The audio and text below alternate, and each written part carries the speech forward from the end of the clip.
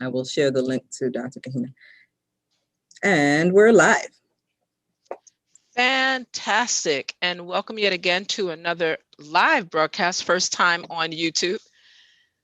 This allows for our experienced, seasoned, yes, there's still UVI radio production students that are doing this for the first time, but happy Black History Month. We have a lot that's in store for you. The students are going to be sharing quite a bit of information as they prepare for this student media HBCU pride driven activity for Black History Month. Students are going to present historic figures and contributors. They're going to talk about Black History Month games. They're going to be sharing some of their creative productions of PSAs, and we're going to have some guest dialogue about the uniqueness of UVI as a HBCU, along with WUVI alumni that are joining us. And I am Dr. Tazira Davis Kahina, who works on the Albert A. Sheen campus of St. Croix. Sometimes I get to go to Orville Kent campus in St. Thomas with the radio production course that is part of the communication program here at the University of the Virgin Islands in the College of Liberal Arts and Social Sciences at the only HBCU in the Caribbean. Woo woo! So with that, I'd like to open up this fantastic, creative Black History Month interactive game being featured and presented for the first time, exclusive by our radio production students. And we open up the floor. Enjoy.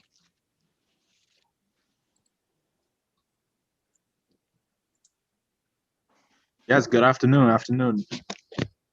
My name is Amos Francis, and we are going to play a little game called Fill in Black Excellence. Fill in Black Excellence. So like this game, I wish show it to y'all right now. It's an alternative version of the Wheel of Fortune. So like you just call out the right letters, and we just fill in the blank at the right places. Okay. So I will have two members with me, which is Kiana Jacobs and Araya Ferran, that will help me out with each question as we go on. Now here's the rules. You can call out any letter that is there, but it will not count as strikes. But as soon as you decide to want to say the letter out loud, and if it's incorrect, it will be strike one. And as we go on, if you keep on answering the wrong suggested name that is there, once it reaches strike three, it will be game over. So like we'll move on to the next as it goes. All right. Okay. So here we go.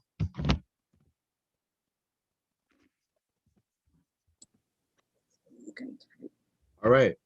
Okay. So the first question is, what is the name of this Black Marvel hero who urges people to protect themselves? Not Black Panther. Now this is kind of like real life, but I'm comparing it for y'all to understand it in another sense. So this Marvel hero has like telepathic powers and Sorry. Go ahead. Like he is not Black in the Marvel universe, but he is white and he is in a wheelchair. I can't really see the comments right now, but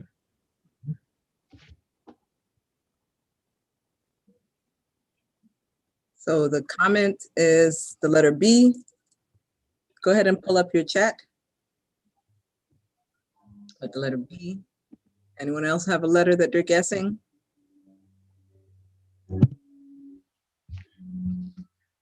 letter B is not there. L,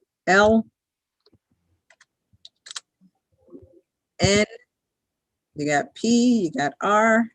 X. R, you said? Mm-hmm. X. Wait, hold on. I gotta move y'all names real quick. Mm-hmm. Anybody guess it yet? And everybody can participate in this. Remember, just go ahead and type your letter in the chat. And if you want to solve the problem, solve it, just unmute and say you want to solve. We got, what else do we have? A. A. A. If anybody wants to solve, always say solve. And we said M already. M, somebody said M. Is that Malcolm X? Yes, it is. Yes, it is. It is Malcolm X. All right. I'll move on to the next one. Okay. So they made a vampire movie for this president. Who is he? I'm gonna give you a clue. He is known to be into lumberjacks. All right, so guesses again come in the chat. Sherry won the first one. Let's see who's gonna get the next one. Go ahead and type your letters into the chat to guess. It is one of the presidents of the United States. It is one of the presidents. One letter at a time. So we have an I.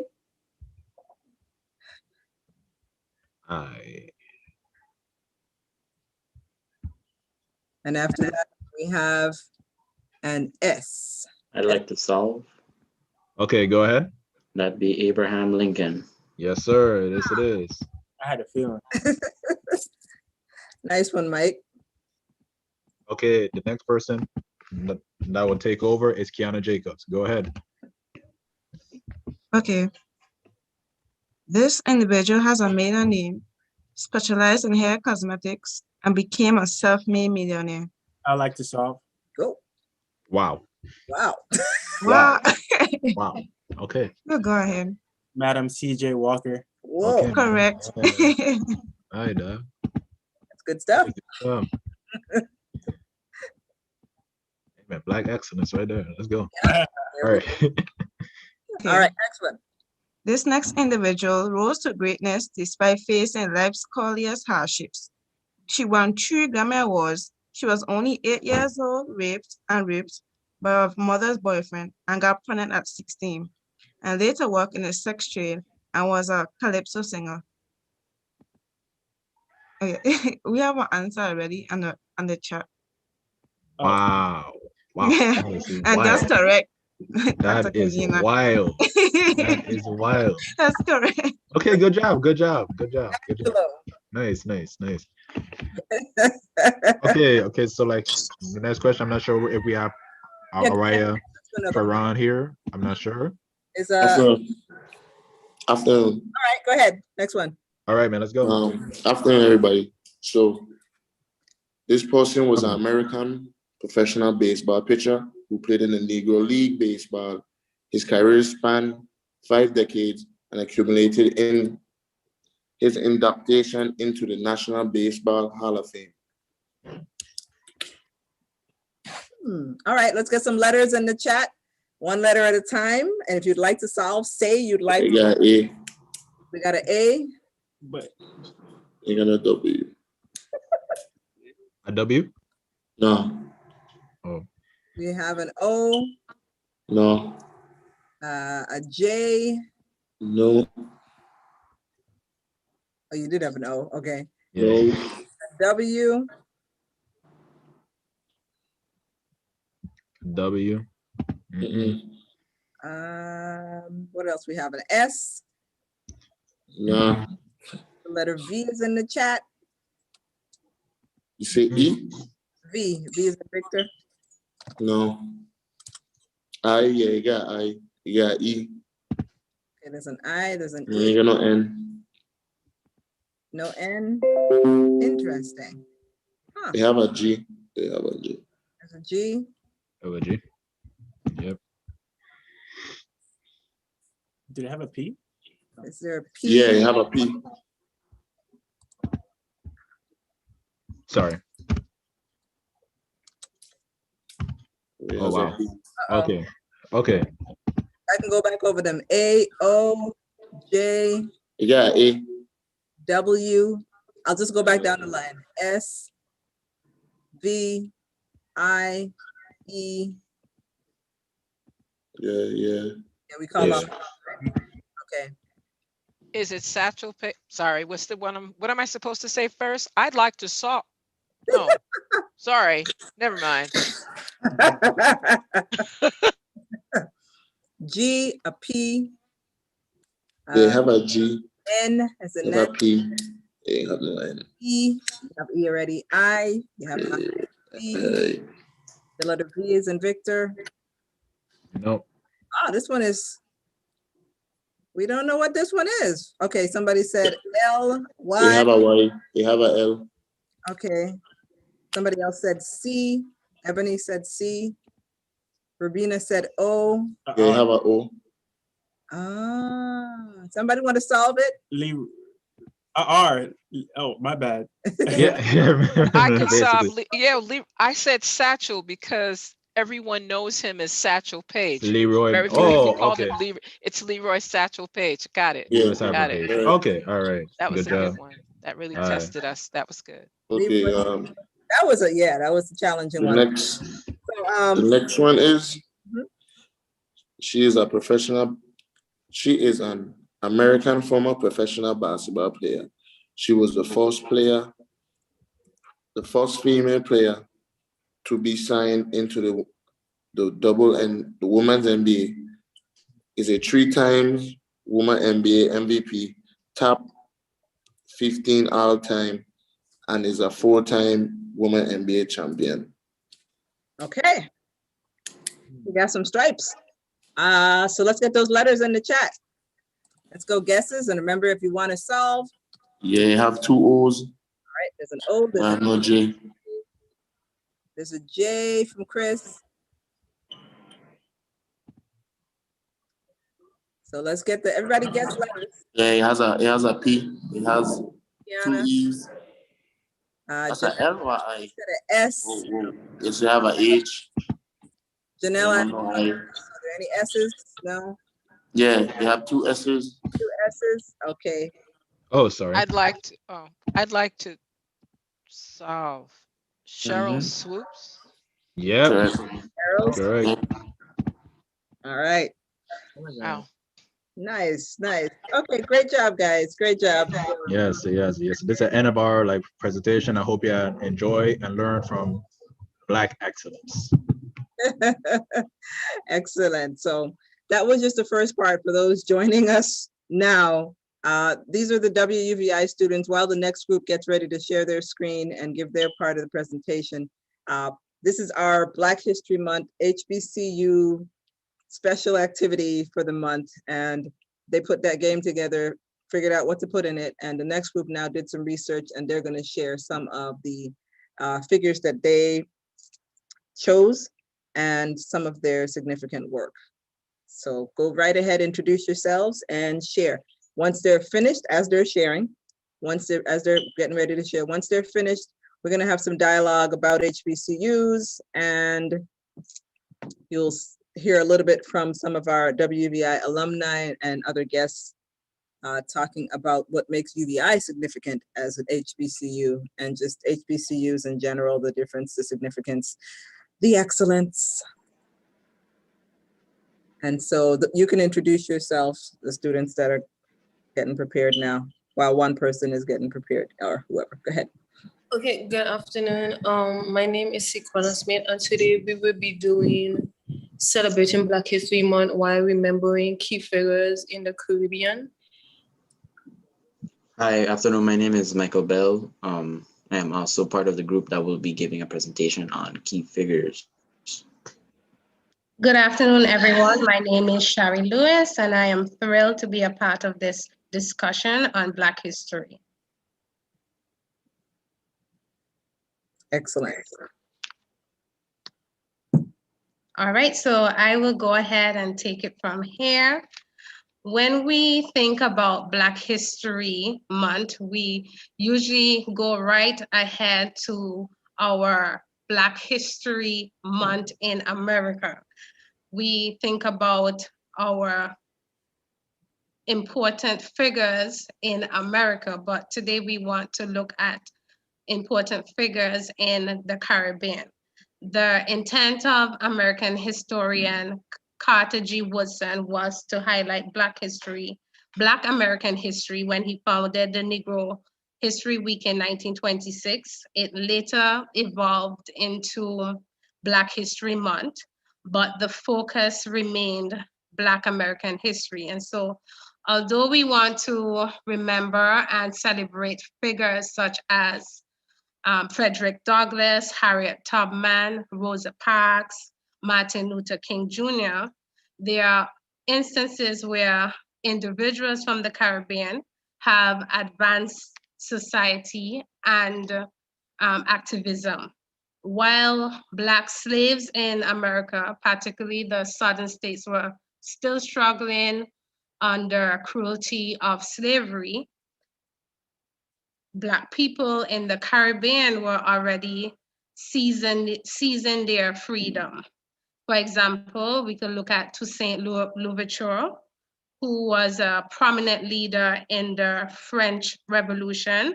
This caused Haiti to be the first Western Black independent nation in 1804. We can also move over to Jamaica, where people like Sam Sharp, Paul Bogle, and the Nanny of the Maroons, and we could look at why they are considered national heroes in Jamaica. We can also look at the rebel queens right here in St. Croix. Queen Mary, Queen Matilda, Queen Agnes. Back in 1878, they set over 50 plantations ablaze because of protests for labor reform and for workers' rights. And then further down in the 1940s, we can look at several charismatic and intellectual leaders like Alexander Bustamante, Norman Manley from Jamaica. We could look at Eric Williams from Trinidad and Tobago, who helped form political parties. And what they did also led to many of the Caribbean islands to follow suit. And if we look at even the forming of the West Indies Federation in 1959, although this was short-lived, it caused the start of other political unions, and it paved the way forward for political independent nations in the 1960s and onward in the Caribbean.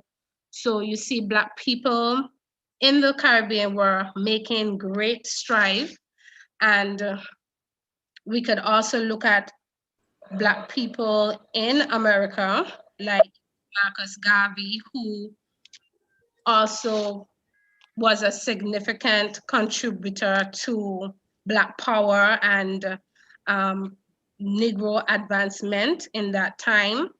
And even today in the Caribbean, through music and other cultural forms, we are continuing to have a strong influence on certain aspects of American culture.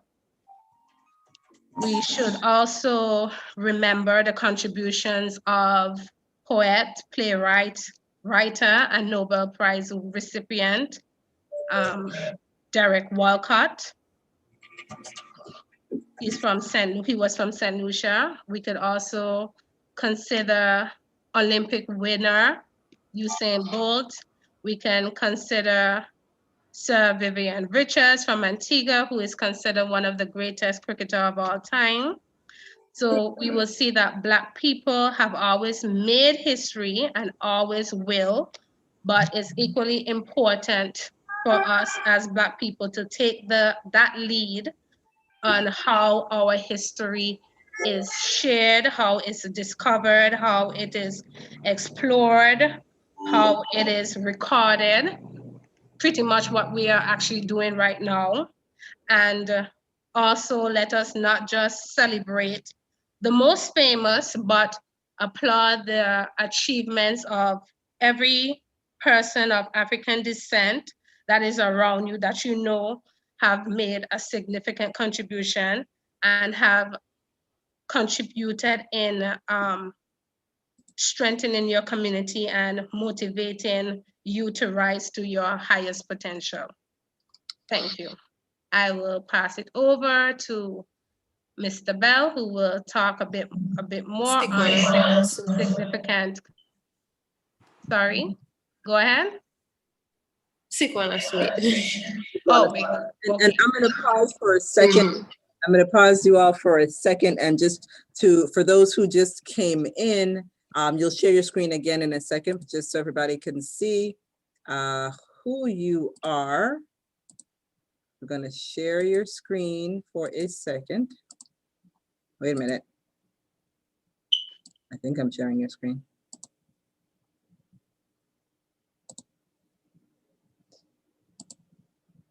Oh, I guess not.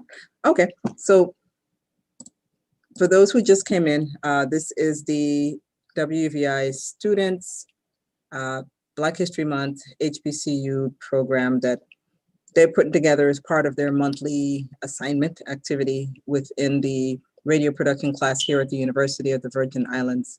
And they are doing what they researched for now. We just finished doing a game that they created.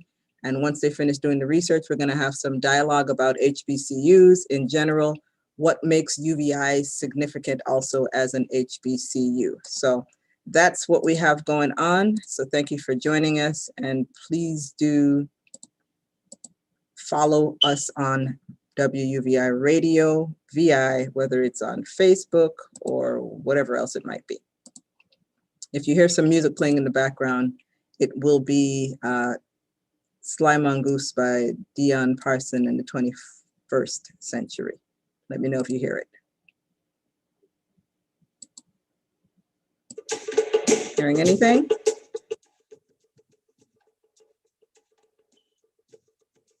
Heard some drumming for a little bit. Okay. Okay, so you all can get back in and go ahead and continue. Good afternoon. In commemoration of Black History Month, we choose to remember influential and honorable African Americans of the Caribbean. This month is also there to US Americans because Black history in the Caribbean is also integrally interwoven with the history of US Americans and has been since slavery. Today we celebrate Black Caribbean Americans who are an integral part of US Black history. Enid M. Barr. The key figure I chose to honor and remember on this day is librarian and archivist Enid M. Barr, for whom the library on Janingens Garden in Charlotte, Mali is named after. Ms. Barr was born September 28, 1911. She developed her love of library work from young.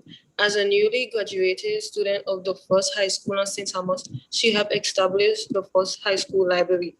Her interest and professional ambition led to several degrees, including Hampton Institute and Columbia University. Appointed supervising librarian for the Virgin Islands by Governor Paul M. Pearson in 1933, she thereby became the first woman to hold a cabinet-level office in VI government. In 1955, Ms. Barr was awarded the John Hay Whitney Foundation Fellowship based on her dedication to preserve by indexing the Sephardic Jewish records of the Virgin Islands. Under the revised act, she was appointed Director of Libraries and Museums under Governor Archibald Alexander in 1954. Seconded to head of the Caribbean Organization's Library in Puerto Rico in 1961. She edited Current Caribbean Bibliography until the organization ended in 1965. She then returned to her post in VI Director, where she remained until her retirement in 1974, and passed on the island of her birth, St. Thomas, on July 25, 1992. Initiation and preserving a premier collection of Virgin Islands materials at the library, she designated that collection the Van Schoten Collection in 1960. She is a recipient of many awards and honors for her achievement and publication in librarianship, archives, and bibliography. She also was honored by Denmark's Queen Margaret II in 1976 and by the VI legislature in 1972 and 1975. The St. Thomas Public Library was renamed the Enid M. Barr Library and Archives in her honor by Act 3668 in 1975, and the institution was dedicated on March 20, 1978. This is a picture of the Enid M. Barr Library and Archives located John Engines Garden in Charlotte, Amali.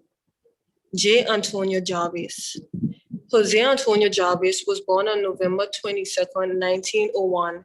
He is noted for being among the first Virgin Islanders to record the history of the territory, both from a historical and sociological perspective. In 1930, J. Antonio Jarvis and Ariel Melchior Sr. founded the Daily News, a newspaper established to keep the public informed.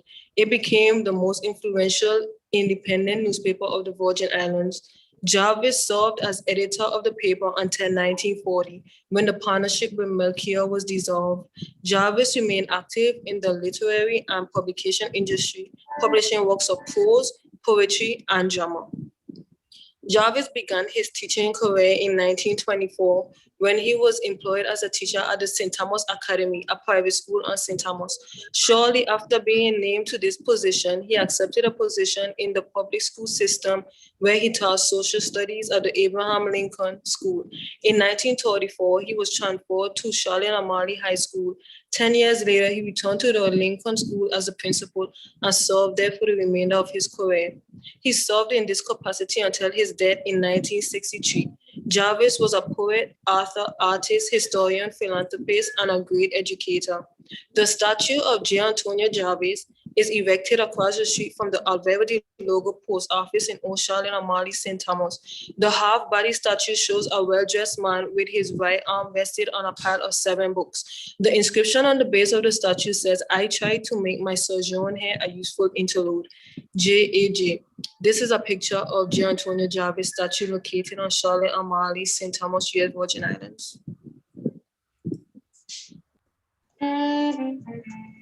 All right, afternoon, everybody. My name is Michael Bell again, and these are my 2 key figures of Black history from the Caribbean. So, of course, the first one I decided to do was Robert Nesta Marley, aka the one and only Bob Marley, straight out of Jamaica. If you're white and you're wrong, then you're wrong. If you're Black and you're wrong, you're wrong. People are people, black, blue, pink, green. God made no rules about color. Only society makes rules where my people suffer, and that's why we must have redemption and have redemption now, by Bob Marley. All right, who was he? He was born February 6, 1945. His full name is, of course, Robert Nesta Marley. He grew up in 9 Mile, Jamaica, but moved to the Mecca of reggae music, which is Trenchtown, after the death of his father. He befriended the individuals in Trenchtown who would form the legendary band called the Wailers that included Bunny Wailer, Peter Tosh, and Junior Braithwaite. He was a professional level soccer player. That was his favorite sport to play, and he also played a wicked game of ping pong. He became one of Jamaica's biggest cultural exports and musicians, lyricist, and songwriter of world renown. In addition to his songwriting, Marley used his clout or fame to personally involve himself in political affairs. Anyone who knew Marley knew that he actively supported and campaigned the left wing's People's National Party, the PNP. The rise of a revolutionary. Exploring his spiritual side, Bob developed an interest in Rastafarianism. The movement began in Jamaica in the 1930s, and it drew many of its beliefs from Jamaican nationalist Marcus Garvey, the Old Testament, and Jamaica's African heritage and parts of their local culture.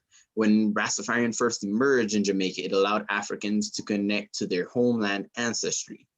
40 years after Bob's death, his enlightened lyrics, the Wailers' accompaniment, and the powerful drum and bass continue to provide a voice for suffering masses, the injustices of political corruption, and the indignities of racial oppression. Of course, there were many who did not support Bob Marley's dream, and so there was an attempt to silence the political dreamer. Being a supporter of the People's National Party put a large target on his back. And it led to an assassination attempt in 1976, where the band was rehearsing on December 3rd. Gunmen came and attacked. Luckily, Marley and his wife were not critically injured, but that was not the case for his manager, Don Taylor, who had to go under surgery to save his life. If you think this would have stopped Marley from performing at the Smile Jamaica concert, then you're wrong. The warning to silence the revolutionary spirit within his music failed. He defiantly performed one of his famous songs, War, at this concert, and it drew about 80,000 people there. He went on to go into seclusion after the concert. Only a few people knew where he was. A peacemaker. Upon returning to Jamaica in 1978, his One Love Peace concert was another attempt to stop the rampant violence stemming from the People's National Party and their rivals, the JLP Party. This event had 16 reggae acts and was considered the third World Woodstock.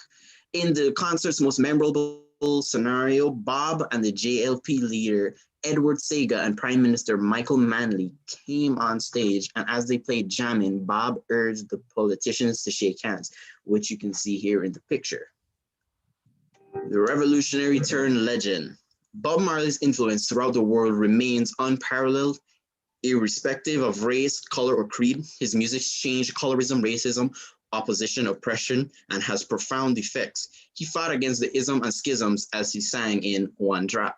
Though his life was cut short by metastatic myeloma at the age of 36, just 5 years after Rolling Stones awarded him and his band, the Wailers, with Band Year honors, Bob Marley's fame has continued to grow, with countless songs passing on to become timeless staples of pop culture throughout the annals of time. Now, for my second one, he is a local from the Caribbean here in the Virgin Islands, and he was known as the People's Champion, D. Hamilton Jackson. Now, fun fact about D. Hamilton Jackson is he was born in Christiansted, St. Croix on September 28, 1884, to Eliza and Wilfred Jackson. His father was a teacher who homeschooled him until he was able to attend a local public school and later earn a bachelor's degree and his law degree. So he had numerous labels that he earned over the years, which served as an educator, a labor leader, a lawyer, a legislator, a councilman, and a judge. But his major accomplishments were he campaigned for greater self-governance here in the Virgin Islands and for leadership's role in marshalling from transfer from Danish rule to American rule. During his time period, he saw almost no opportunity for native leadership, deplorable living conditions, and extremely low wages and limited jobs.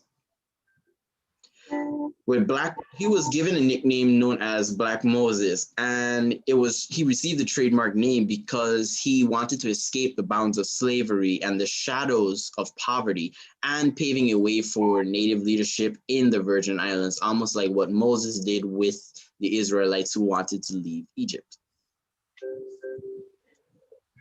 And that was the end of our presentation for our group who gave key figures, and we thank you guys for listening and hope that you learned a lot about different key figures here in the Caribbean. Thank you.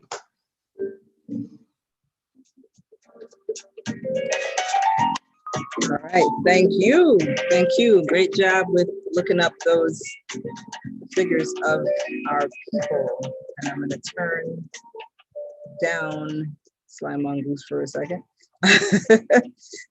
So again, for those joining us, yes, please in the chat room, go ahead, do appreciate them for doing the work. This is a class assignment and it's something that they do once a month, depending on the subject matter that's chosen. This month is Black History Month, HBCUs, and the theme of today was, at an HBCU, Black History Month is every month, right? And that's not just at a HBCU, but that's the theme we're using for today. So what we just came from doing was the students were sharing some of the figures that they learned about. Before that, the other students in a different way through an engagement as a game, and they had a learning lesson there that we're not going to call the game Hangman anymore, especially during Black History Month. So they shifted it. What did you change the name of the game to, Amos? Fill in Black Excellence. Thank you. Okay. Yes. So no, but there needs to be no more Hangman ever. That's no. Over. should have never been in the first place. And now this part of the program, we opened up for dialogue because some of us have only attended HBCUs. Some of us have no idea what it's like to not be around culture and our people and the music and the arts and all of that. And so we may not always appreciate being at an HBCU as much as we should, especially those of us here at the University of the Virgin Islands, which is the, and I'll say this word, I feel like Tom Jordan, the only, the only HBCU outside of the continental United States and in the Caribbean. So we're gonna open the floor up for dialogue at this point, and we're just gonna leave it open, but we invited a couple friends, and let's see if they're all in, who would be able to help us with this topic. And I'm gonna let her introduce herself. I see Leslyn is in, I see Professor Dejasi DaCosta is in, and we are expecting also Miss Shayla Solomon, who is on her way in. But if you all could just introduce yourselves briefly, and then we're gonna get into this dialogue. And none of this is scripted because it's just information that needs to come out. Over here, we also have Christopher McDonald, recent graduate, and also WUVI alumni. So actually, go ahead, Chris, you start, and then we'll go over to Leslyn and Professor Johnson. Okay, just introduction. Yeah, just okay. Well, good afternoon, everyone. My name is Christopher McDonald. Like Professor Cooper said, I am a recent alumni, class of 2020, that recently just graduated here at UVI. I am an alumni of WUVI, been assisting as well as working in the radio station for a couple years, and that was one of my favorite pastime things to do. I fell in love with the production, fell in love with speaking to individuals, as well as just talking and learning about new topics. Thank you. Leslyn? Huh. Can you hear me? Yes. Good afternoon, everyone. My name is Leslyn Tong, and I am a two-time, heading to three-time alumni of UVI. I work at the university myself, and I just love UVI. WUVI is very, very, very, very, very, very, very, very, very, very close to my heart. And because at the inception, I was part of that building with quotation marks of WUVI, and it's something I hold very close to my heart. It's something I put out on my resume as one of my greatest accomplishments, being at UVI. While there, in my undergraduate years specifically, taking on the morning show from 6 in the morning to 10, and starting from nothing to having something that persons really enjoyed was something that I really, really enjoyed and celebrate even up to now. So I'm happy to be here. When Dara reached out to say, come join us, I'm like, okay, I've been on Zoom since 8:30 this morning, but I said I couldn't say no. So here I am. I'm very happy to be here. Excellent. And Professor. Good afternoon. My name is Josie DaCosta Johnson. Thank you for inviting me. I am on my way to teach a dance master class, but I needed to sit in on this discussion. Thank you for inviting me, Dara. I am from boarding school, private school, Ivy League education. So I have the experience of being the only one in the room most of the time, and even in my dance communities, being the only Black dancer in white companies. But that was after my experience at Alvin Ailey. So I consider Alvin Ailey 7 years as a scholarship student and 1 year in the first company as my HBCU in New York City. So I'm honored to be here, and I have, I'm very grateful for this extra research, because I say to my students, my dance students, anybody, Black History Month is every day. It's really, there's just so much recovery and reclamation of our history that we all need to fortify ourselves forward, especially in this moment of change, especially in this moment of great opportunity and ascension for our people. So thank you for inviting me, Ms. Cooper. Of course, thank you. And then we have one more introduction before we just dive into the dialogue. And students, get your questions or thoughts or whatever ready. This is Shayla Solomon, if she can go ahead and just briefly introduce herself as well. Sure. Thank you so much for the opportunity to participate today and for the invite. I'm always very excited, especially when I see so many of my former or current students. So communications that's my love, my passion. Everything that I do surrounds communication.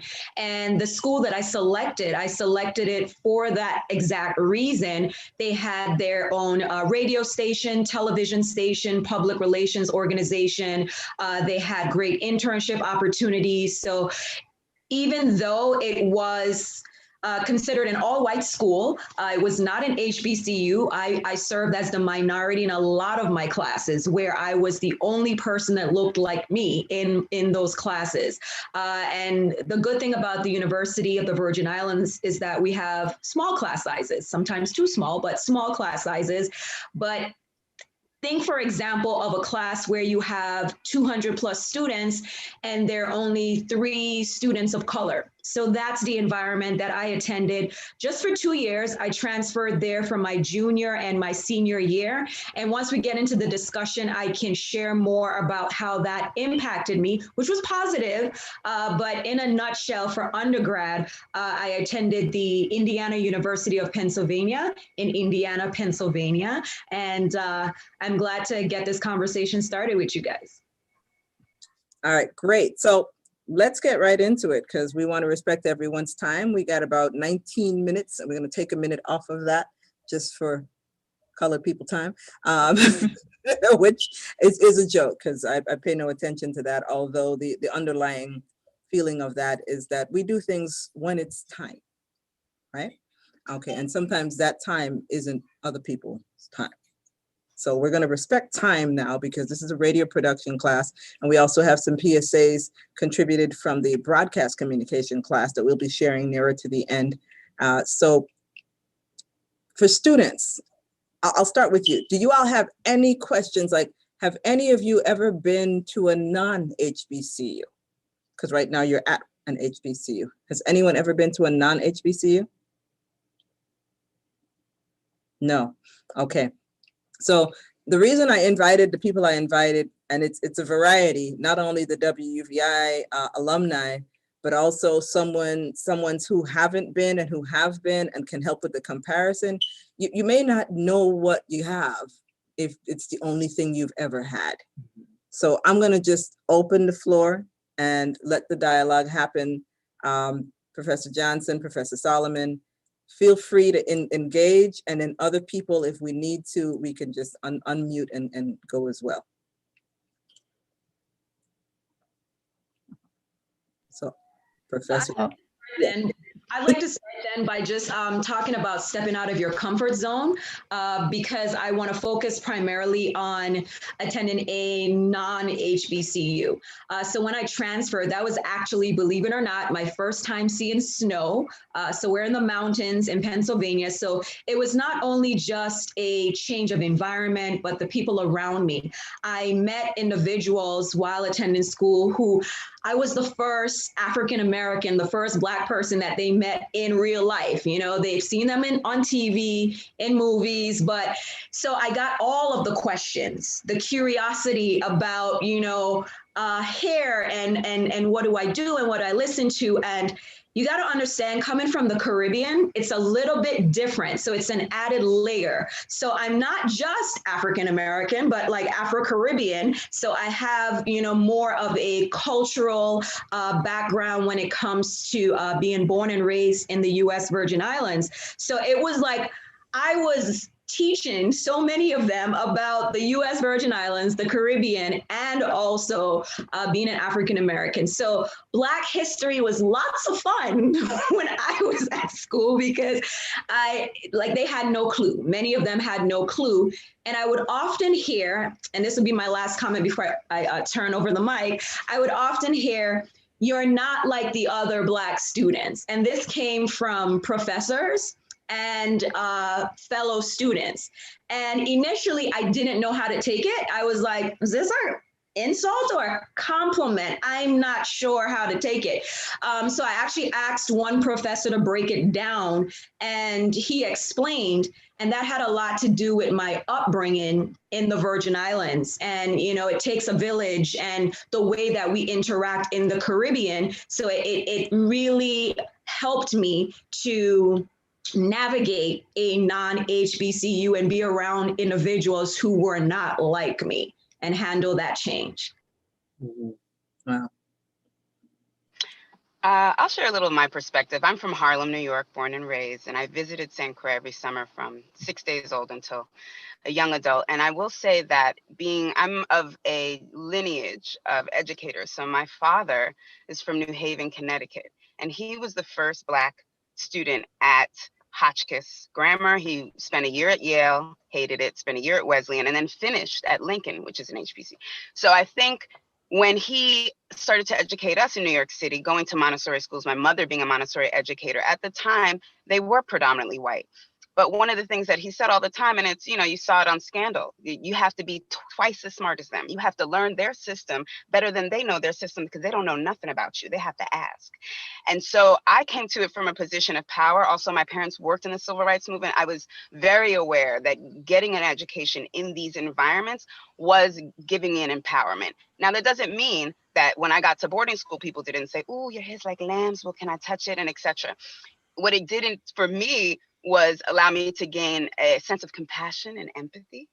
And also, it empowered me. I say that because by the time I went to Barnard for university, while at Alvin Ailey studying dance, and I believe that I had an international life. I was an expat in Brazil and 7 years in Italy. I believe that because I never expected to see anyone like me, and therefore I always felt special.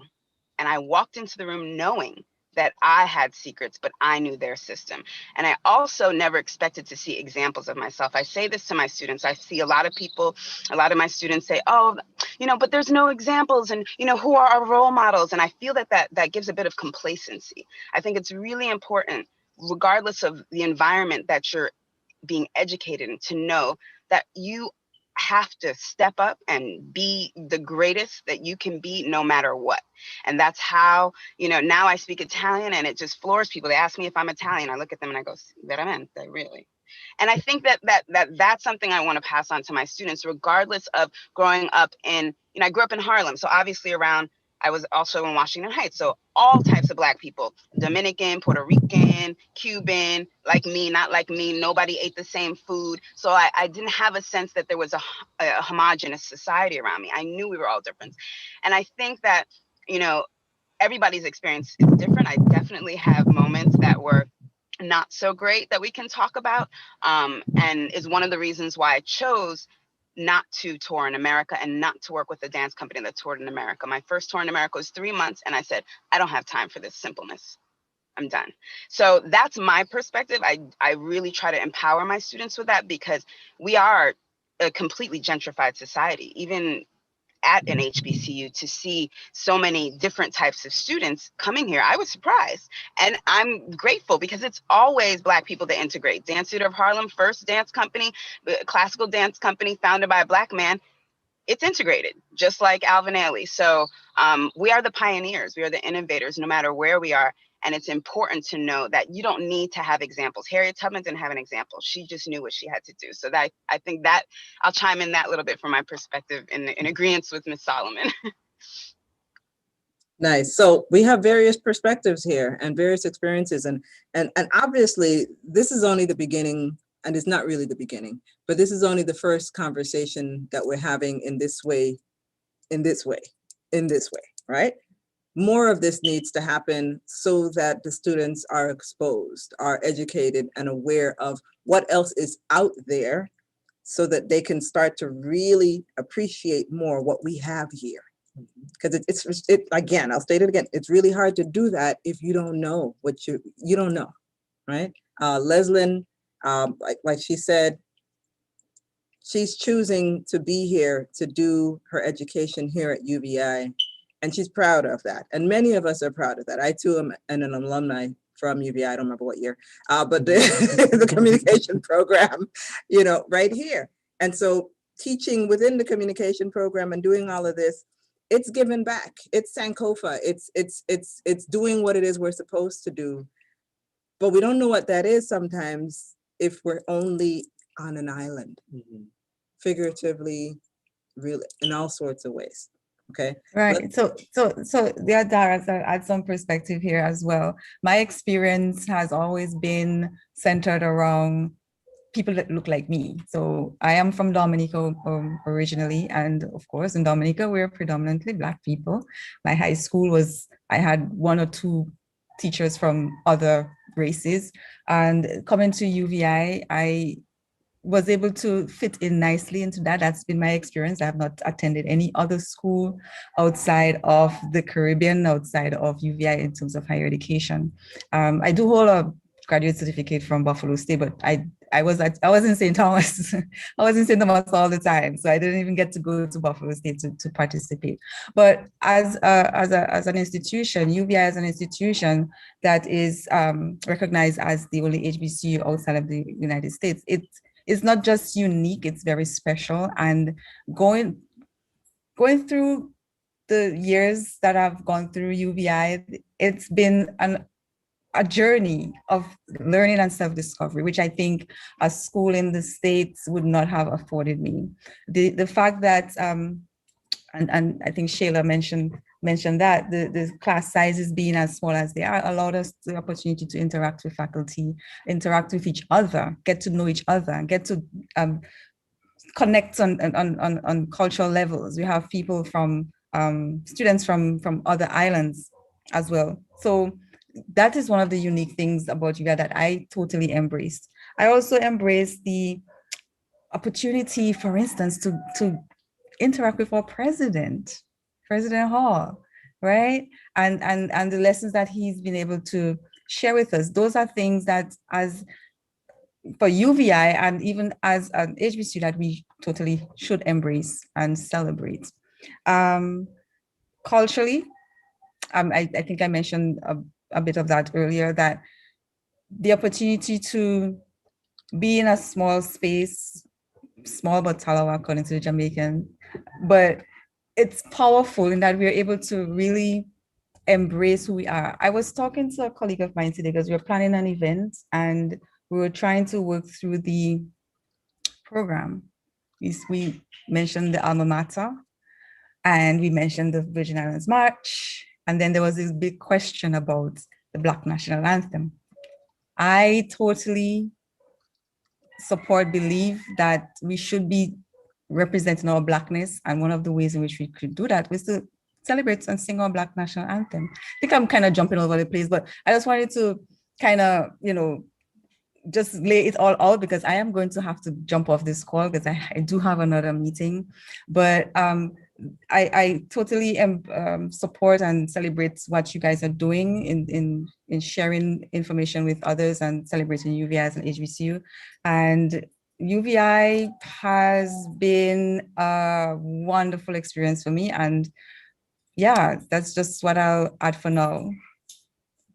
Chris? I'd like to second Ms. Tongay that everybody needs to learn the Black National Anthem. My daughter knows all the verses. It is an empowering song. Thank you. It is an empowering song. It is an empowering song. When I was on the radio, I used to play it every morning. Every morning. I do the alma mater, the Virgin Islands March, and the Black National Anthem. It's awesome. Yeah, my mother, Montessori school, they had to sing the Black National Anthem, all the verses every morning before they meditated, before they started school. Beautiful. Thank you for that. Yeah, and I know Chris is here too, and probably has some things to share. It's probably one of the newest alumni in the room, right? Yeah. Yeah. Well, once again, good afternoon, everyone. I have 2 points of views when it comes to HBCUs. My freshman year of college, I did not attend HBCU, but then I transferred to UVI my second year. And as a result, transferring here to UVI has really opened so many opportunities that if I stayed at my first year university, I probably would not have got. And those opportunities improve my confidence, improve my ability to speak, improve my opportunities to network. Those are the type of connections that you were able to bring right here at UVI. And one thing that's really stood out to me is that HBCUs, everyone loves them. Everyone's able to connect with an HBCU. Everyone's able to be as a source of inspiration for one another. And not only are we the only HBCU in the Caribbean, we are able to connect with other HBCUs worldwide, and they know our names. They're not like, oh, okay, where are you? What do you do? Where's that? They know where the University of the Virgin Islands is. They know that we are an island. And that just brings a sense of compassion, and it's just something that's very meaningful to me. And one thing that I just want to say, not only being here at the HBCU, but it's just the opportunity to network. And the people who you're networking with, they're very highly credible. They make very influential decisions in the community. And it's all about who you know to make sure you get the opportunities that you have. My experience here at UVI, I'm a recent alum, but I wore many, many titles. And it's just because of speaking to one individual. One individual made me speak to another person. That other person made me network to another person, you see? And the point that I'm just trying to make is that it's just a sense of connection, a sense of support. People push you to achieve great things.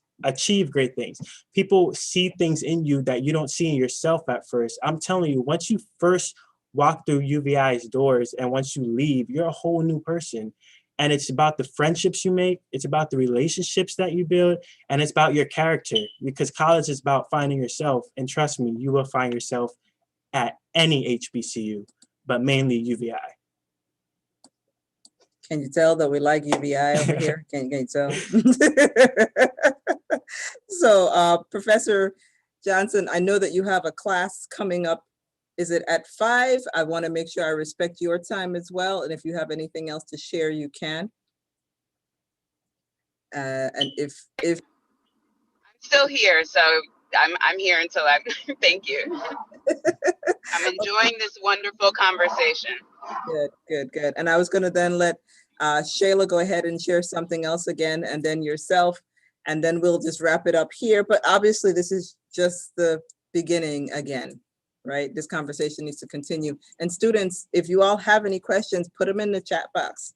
We may not get to all of them right now because we do want to share some of your work after this is done. But obviously we'll have to do some more of this. So Shayla, anything else? Sure. So I just want to say that one size doesn't fit all. So it's interested in an HBCU, you should go to an HBCU, or because someone said they did well at a non-HBCU, you have to find your fit. Right. And I started at UVI for undergrad and I transferred, but I knew what I wanted to, I knew what my goals were in terms of academics and career. And that was the reason why I stepped out of my comfort zone to attend a non-HBCU. I'm sure I could have found an HBCU, but I like that program. And I like when I can step out of my comfort zone and feel challenged, because that's when I push hardest. When you are comfortable, sometimes you can get a little lax. Sometimes, you are just content. And I've always told myself, never be happy or content with mediocrity. It's so important to want to thrive. And Professor Johnson touched on that as well. You find yourself, well, for me, I worked a little bit harder because I was the only representative of my race in that class. So an example, or at least I tried to be the shining example, because they were already unaware about, African Americans, Blacks. So I wanted to make sure that the stereotypes that we're constantly plagued with, I could shift their perspective, or at least educate them and show that, we work hard. We are into our academics, all of these things. Now, don't get me wrong. I I became a member of a Black fraternity, Black sorority, sorry, not a fraternity, sorority, Alpha Kappa Alpha Sorority Incorporated. And the foundation of that sorority, was at an HBCU. And our legacy of our founders and the women who went through Alpha Kappa Alpha sorority, it resonates with me, and I feel a sense of pride. Our Vice President Kamala Harris, she's an AKA as well. So we push HBCUs in our sorority. We want to make sure that persons understand that you can get a top-notch education at an HBCU, which is one of the taglines for UVI. You can get a top-notch education at UVI, but just always remember that you find where you fit, because what may work for someone else may not work for you. And you're the one that has to go through the 4 years of school and deal with that environment and experience. So do what works for you. Yeah, I agree with Ms. Solomon. I'm just gonna read a question that was in the chat that Ms. Cooper would like me to answer. So Joshua asks, do you think that it encourages members of a society, especially Black people, to attend a college that is an HBCU? Also, would you disagree, agree, or think that this development as an indirect form of separate but equal college opportunities for people of color? I definitely agree that it was, and HBCUs were born out of Black people, intelligent Black people wanting to find excellence without so much contention every day. Just because I have thick skin doesn't mean I like the way I got it. Consequently, I will say this, my daughter was in an IB Montessori school in New York. She went to a Black Montessori school in Brooklyn, and then for 4 years, one in Manhattan near Wall Street. And I happily took her out this year, happily. And I said to myself, it was part of my understanding of, the paths that are paved for us are the paths that were paved, right? And there was a separate but equal moment. But the excellence that Black people have exists whether or not we sit in a classroom learning together or we are the only one in the classroom. Again, it comes from your lineage, your pride, your knowledge of your history, and how you bring that forward into whatever world you walk in. And so at this point, I do think that HBCUs have grown to become a place where Black excellence is sought. And then you can go to Spelman and Howard and be the vice president. Do you know what I mean? So now that that's clear and there's no doubt anymore, I think they will grow in popularity. I hope so. I'm very, very proud to be now returning to, after going to, a private boarding school, Barnard and NYU, to be returning to academia as an educator. The first university I taught in was in Rome, Italy. This is absolutely part of my karma in my lineage and my pride and my history is to be able to educate other people who look like me and say, but you can do anything too.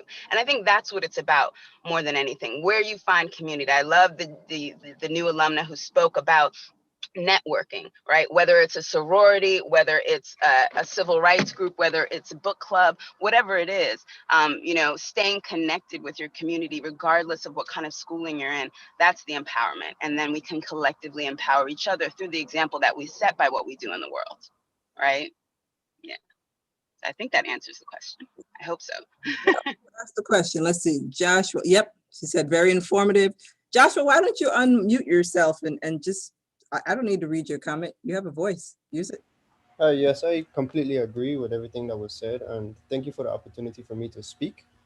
I didn't really want to interrupt you guys because you guys had a very interesting conversation going on between one another, but I do thank you for giving me the opportunity to come out here and gain knowledge and share my knowledge also. Thank you.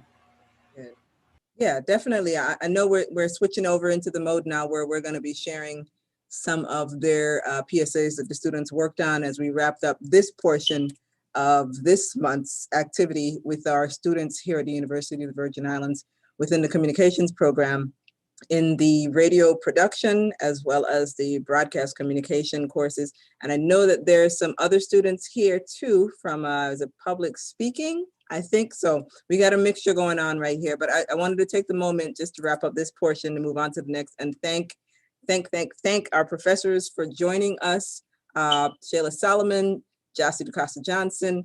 And I don't think you plugged your dance program enough, so I'm gonna do that and just tell you to do it because I don't know enough about it, and I don't think anybody else does either. Well, I was waiting for the specific invitation to join you on the show. I look forward to it. Yes, so you know, there'll be another conversation about our new dance concentration within the fine arts program under the College of Liberal Arts and Social Science here. So thank you, professors, for joining and sharing that insight with us, the students and everyone. We'll share the link on YouTube. It's a WUVI Radio VI. But let's move now into sharing some of the students' work. And actually, we're gonna go in a different order for a second, just to break up the monotony. Dr. Kahina, do you have already your sharing from your class? Yes, I do. Okay, and this class usually ends, you can go ahead and share when you're ready. This class is on Monday and Wednesdays from 4 to 5:15. So we'll be sharing what we have up until about that point and wrapping up the program. If anyone has to leave at this point, now that it's after the 5 o'clock, we appreciate you for joining us. So thank you for that. And we're just gonna share the rest of these and wrap it up and move it on until the next time.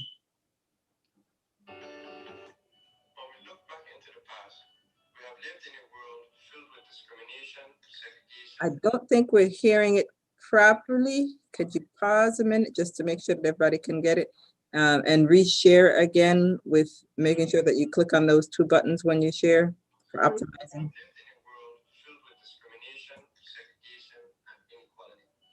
30 seconds. Sure.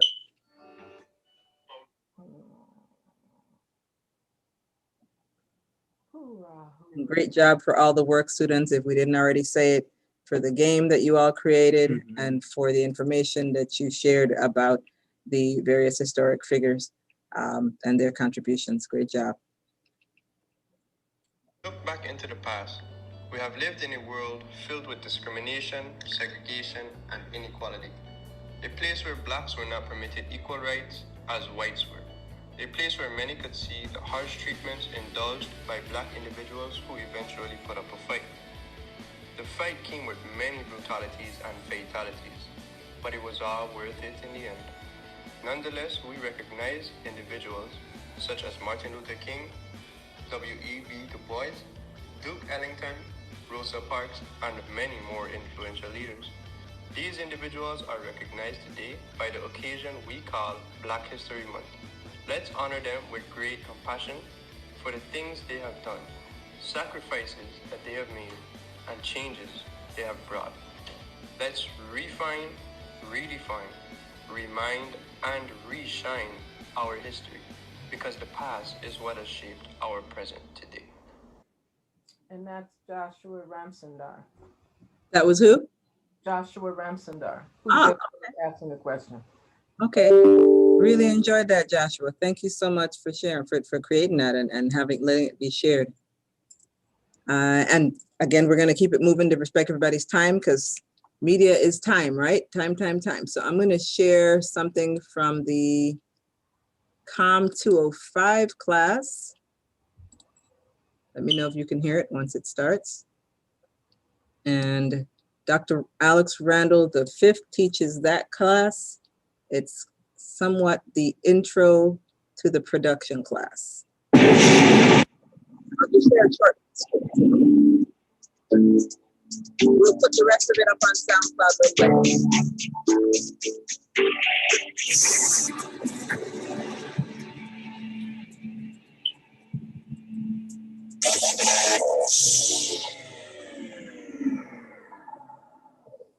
You're listening to only the best internet radio station in the world.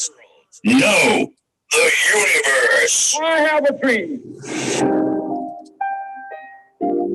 My 4 little children one day live in a nation where they will not be judged by the color of their skin, but by the content of their character. I have a dream today. It is February 24th, 2021, and today we are celebrating Black History Month here at the University of the Virgin Islands, right down here at the Albert A. Sheen campus. And now we're bringing to you our host, You let her hear them. Got the best tracks of music. Welcome, Mikey Bell. Hey guys, what's going on? It's Mikey and welcome to a special edition of Rush Hour Renegades on WUVI 97.3 FM St. Thomas USVI. As always, don't forget to tune in every Wednesday where we've got the hottest tracks on the street to soothe your soul and make you feel nice. It's Black History Month, and today we want to make a special show here on Rush Hour Renegades. Today I'll be hitting you with some On This Day Black History Month trivia style and some amazing songs from iconic Black history, along with a poem by a special guest. Stay tuned after these messages. And I'm going to pause that right there because it's about 20 minutes long and I'm just giving you snippets. So if you want to hear the rest of that, you're going to want to follow WUVI radio on many different things because we're going to put it up on the SoundCloud account, the whole thing, so that you can listen to that. We got about 5 minutes left in the program today, so I'll move on to the next one. And give us health and strength, Rastafari, in these challenging times. I say, never let I foot remove, show I to improve.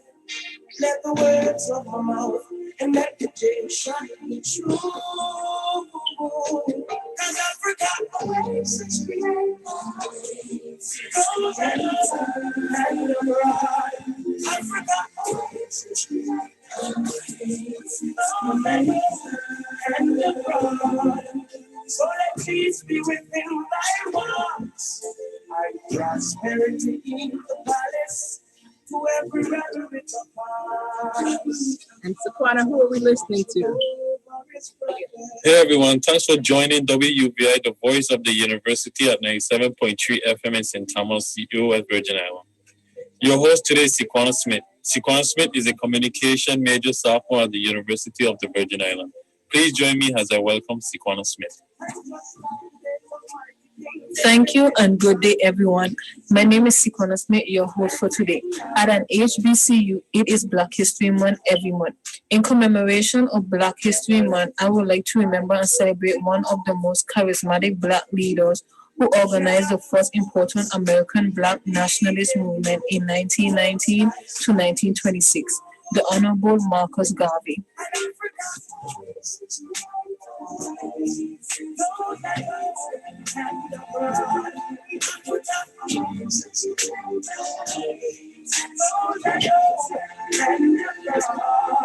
So let peace be within thy walls, and prosperity in the palace.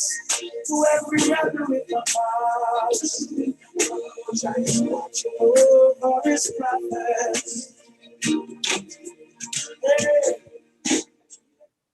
All right. So again, if you want to continue hearing the rest of that, you want to stay connected to WUVI radio. Right now, we may not be on 97.3 FM because of some technical challenges that have caused us to innovate and find other ways to reach out to the community, including Zoom, Facebook, YouTube, and our social media platforms, SoundCloud, and so on. But we will be back. And with your support, we'll be back even faster. But there's a lot we want to share. We're going to upload everything to the SoundCloud account. So if you go to our website, wuvi.uvi.edu, all of that will be getting uploaded throughout this week. Probably some of it will be up there already tomorrow. So just follow us. And I just wanted to give us a moment. We pay attention to time. So we got about 2 minutes left before the 5:15 time, which is when they get to go free because that's the end of the class period. So we're going to wrap it up. I'm going to take it over to, well, does anyone else have anything to share before we wrap it up? Any of the students? Shari, Amos, Kiana, anything? Okay, you don't have to, just checking. And Dr. Kahina, if you could just wrap it up for us. The wrap up already happened, so I want to say a resounding congratulations to all of the students that really brought forth their A game. I meant it literally, the A game, for celebrating and observing Black History Month, HBCU style at the University of the Virgin Islands, which is the only HBCU in the Caribbean and a land-grant institution. So we get a chance to blend a number of things. I'm very, very pleased with the variety, the creativity, the opportunity to hear from some of our colleagues as well. The faculty here at the University of Virgin Islands is like awesome. Okay, I don't think I said that loud enough. Awesome. There you go. With a little bit of style, because the idea is that we're can only be as outstanding as you all draw it out of us. So we're very, very grateful when you bring the A game, and I mean A in a variety of ways.